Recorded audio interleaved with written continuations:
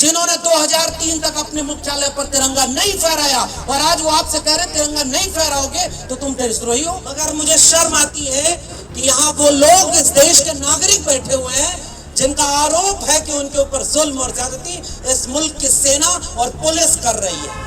जी हाँ, मुझे गर्व होता है कि हम भारत के नागरिक हैं। इसके लिए किसी सरकार से न तो सर्टिफिकेट की जरूरत है और न किसी सरकार या पार्टी के नेताओं से।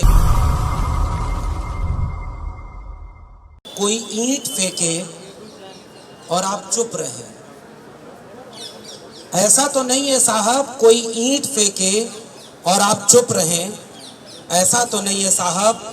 कोई आपके ज़मीर को चुनौती दे और आप कुछ न कहें, ऐसा तो नहीं है साहब। कोई दखलंदाजी करे और आप उसकी आरती उतारें, ऐसा तो नहीं है साहब। धुआं उठे और आग न रहे, ऐसा तो नहीं है ना साहब। कुछ तो है जरूर साहब, कुछ तो है जरूर साहब जो वातानुकूलित कमरे में रहते हुए आप महसूसते नहीं। कुछ तो है जरूर साहब जो रोबड़ा सोरेन पिछले कई सालों से नाम बदल कर फिरता है। कुछ तो है जरूर साहब जो आदिम जनों की आदिम वृत्ति को जगाता है। कुछ तो है जरूर साहब आप ही के गिरेबान में, आप ही के गिरेबान में, वरना कोई गढ़ यूं ही लाल नहीं होता। और आप हैं कि बड़ी बेशर्मी से कह देते हैं कि बदअमनी के जिम्मेवार रोबड़ा सोरेन को जिंदा या मुर्दा गिरफ्तार किया जाए।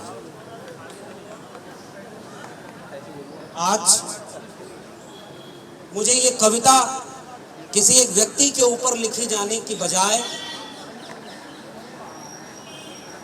देश के एक प्रतिष्ठित विश्वविद्यालय, केंद्रीय विश्वविद्यालय, देश की राजधानी के एक बड़े विश्वविद्यालय के परिसर में, ऐसे देश के भूगोल के उपेक्षित कर दिए गए हिस्से, वहां से चल करके जो लोग हमारे बीच में बैठे हैं,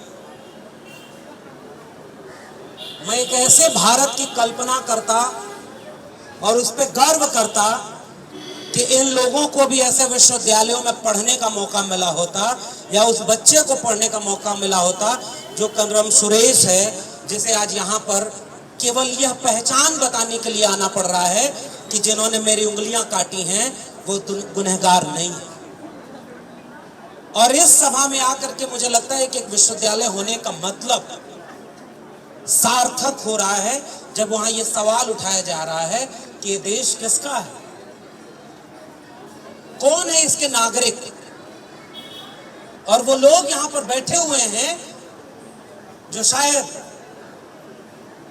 एक झंडा, एक निशान, एक विचारधारा, एक रंग में पूरे भारत को रंगना चाहते हैं। उनके सामने चुनौती है और वो आपसे एक सवाल पूछ रहे हैं कि ये भारत हमारा कितना है। मुझे भी गर्व होता है बतौर नागरिक कि आजादी के अमृत महोत्सव मनाए जाने के दौरान इस बात को अब सरकारें आपके सामने कह रही हैं कि आप गर्व करिए कि आप भारत के नागरिक हैं। आप गर्व से तिरंगा फहराइए। जी हाँ, मुझे गर्व होता है कि हम भारत के नागरिक हैं। इसके लिए किसी सरकार से न तो सर्टिफिकेट की जरूरत है और न किसी सरकार या पार्टी के नेताओं से उस दिशा निर्देश की जरूरत है कि मैं कैसे गर्व करूं। लेकिन इस सभा में, इस आम सभा में खड़े होकर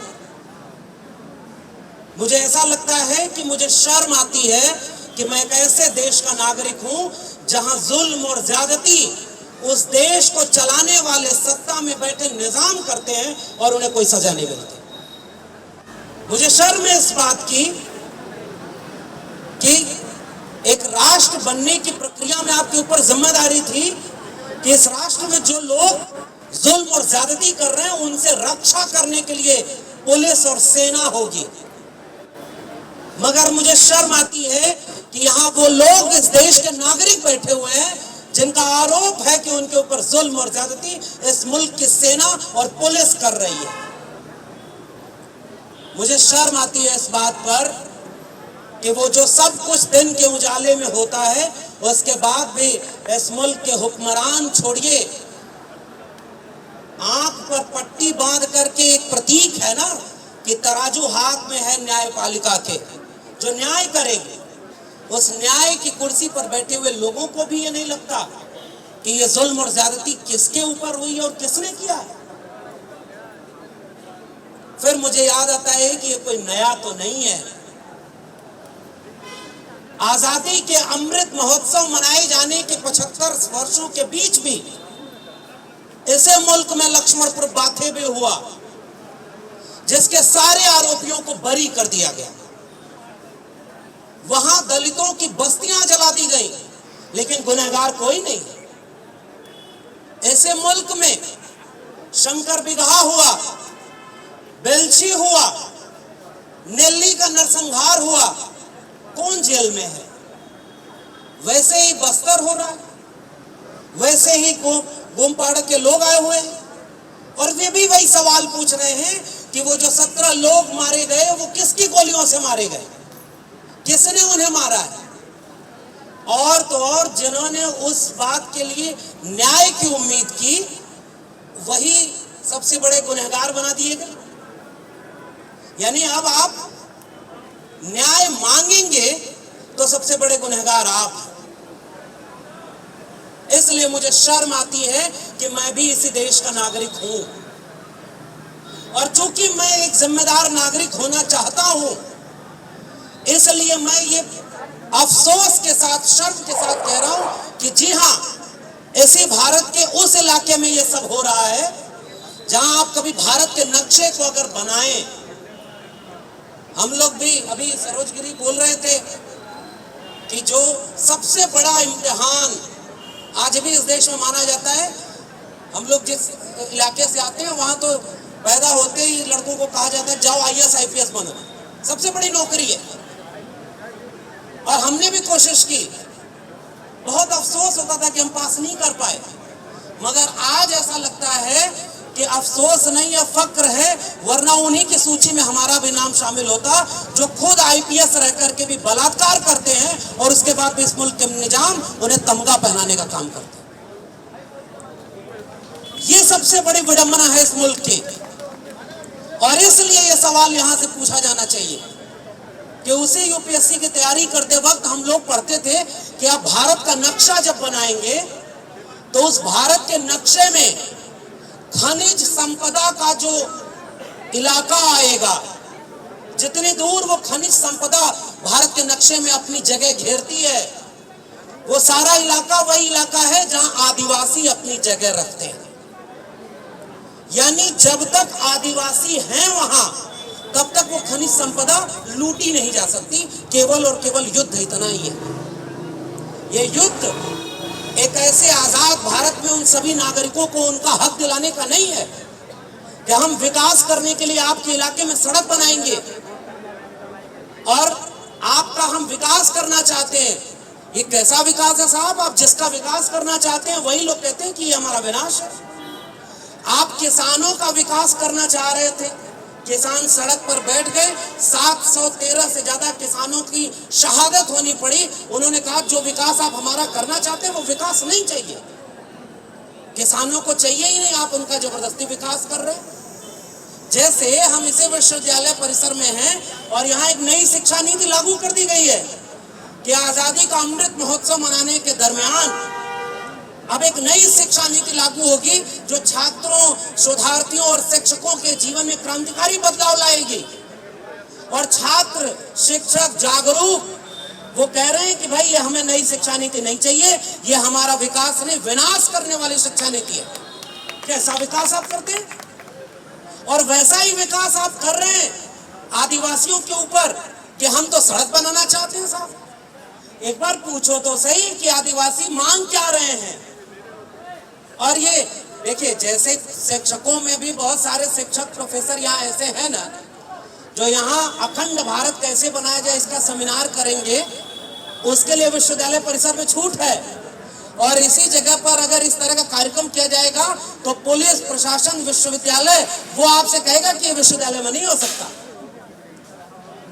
अभी उस दिन का इंतजार करिए कि कुछ दिन बाद इसे विश्वविद्यालय में अगली धर्म संसद लगाई जाएगी और कहा जाएगा कि 2025 में कैसे इसे अखंड भारत और हिंदू राष्ट्र बनाना है और इस विश्वविद्यालय में उसका भी स्वागत किया जाएगा। इसलिए यहां पर खड़े होकर के मैं ये सवाल पूछता हूं कि जो खनिज संपदा जितनी जगह उस भारत के नक्शे में घेरती है उतनी जगह तो आदिवासी भी घेरते हैं। और आपका विकास केवल इतना है कि उस जल जंगल जमीन को उनसे छीन लो, उसके लिए भले आदिवासियों को गोली मारनी पड़े, बलात्कार करना पड़े, उनकी बस्तियों को जला देना पड़े, वो सब जायज है। कैसे इस बात पर गर्व कर ले कोई भारत का नागरिक? केवल तिरंगा लंबा बड़ा बड़ा तिरंगा फहरा करके केवल दिखावा किया जा रहा है। और वो लोग दिखावा कर रहे हैं जिन्होंने 2003 तक अपने मुख्यालय पर तिरंगा नहीं फहराया और आज वो आपसे कह रहे तिरंगा नहीं फहराओगे तो तुम देशद्रोही हो। उस संगठन का प्रमुख आज भी प्रधानमंत्री की बात नहीं मानता है, वो अपनी डीपी नहीं चेंज कर रहा। अरे हम तो कह रहे हैं अगर डीपी चेंज करनी है तो लगाओ सोनी सूरी का डीपी और कहो कि भारत माता इस देश की अगर कोई है तो वो महिला है। और इसलिए सोनी सूरी की उस बात से मैं अपनी बात जोड़ता हूं जो किस्सा उन्होंने उस आदिवासी महिला का सुनाया। आप इस बात पर चिंतित नहीं होंगे तो फिर किस बात के आप भारत के नागरिक हैं? वो सवाल पूछिए कि उसने माओवादी एक तरफ, पुलिस प्रशासन एक तरफ और उनके बीच में वो तिरंगा लहरा रही थी कि हम काला झंडा नहीं फहराएंगे, हम तिरंगा फहराएंगे। वो एक भरोसे का नाम था ना, वो तिरंगे के प्रति भरोसा था, वो भारत के संविधान पर भरोसा था। मुझे अफसोस है उसी महिला ने जब सोनी सूरी ने ये बात बताई कि कुछ दिनों बाद उन्होंने वो तिरंगा उसे लौटाते हुए कहा कि ये तिरंगा तुम रख लो, ये तिरंगा हमारी लाज की रक्षा, हमारे हक हुकूक से हमारी सुरक्षा नहीं कर सकता, फिर ये तिरंगा हमारे किस काम का? मैं आखिरी बात कहता हूं, हम सब एक पहचान लेकर पैदा हुए हैं।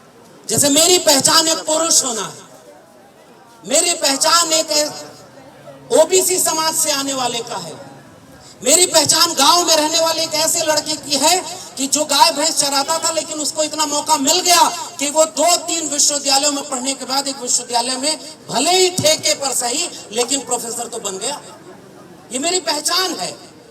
मगर जब मैं अपनी पहचान बदल कर सोचना चाहता हूं और मैं ये सवाल पूछता हूं कि अगर मैं आदिवासी इलाके से होता या मेरी माँ के साथ, मेरी बहन के साथ, मेरे भाई के साथ, ये जो के सुरेश ये लड़का बैठा है, कभी मनोविज्ञान पढ़िएगा साहब। उस बच्चे को केवल आज ये घूम घूम कर दिल्ली में हिमांशु कुमार जी पोस्ट लिखते हुए अफसोस कर रहे थे और आज भी यहाँ बोलते हुए सोनी सूरी भी अफसोस कर रही थी।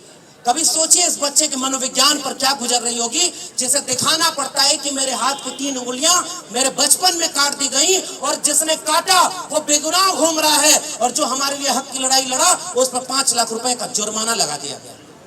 उस मनोविज्ञान को कभी आप समझ पाएंगे? आप कितना भी बड़ा तिरंगा फहरा लो, आप जबरदस्ती किसी के दिल में राष्ट्र के प्रति प्रेम नहीं पैदा कर सकते, क्योंकि राष्ट्र किसी के जबरदस्ती बनाने से बनता ही नहीं है। राष्ट्र साझा सुख और साझा दुख से बनता है। और आज इस मुल्क में उस कोने से आए हुए आदिवासी हमसे सवाल पूछ रहे हैं, भाई अगर हम इस मुल्क के बाशिंदे हैं, अगर मेरी पहचान आदिवासी नहीं है तो क्या मुझे ये जुल्म और ज्यादती पता ही नहीं होगा?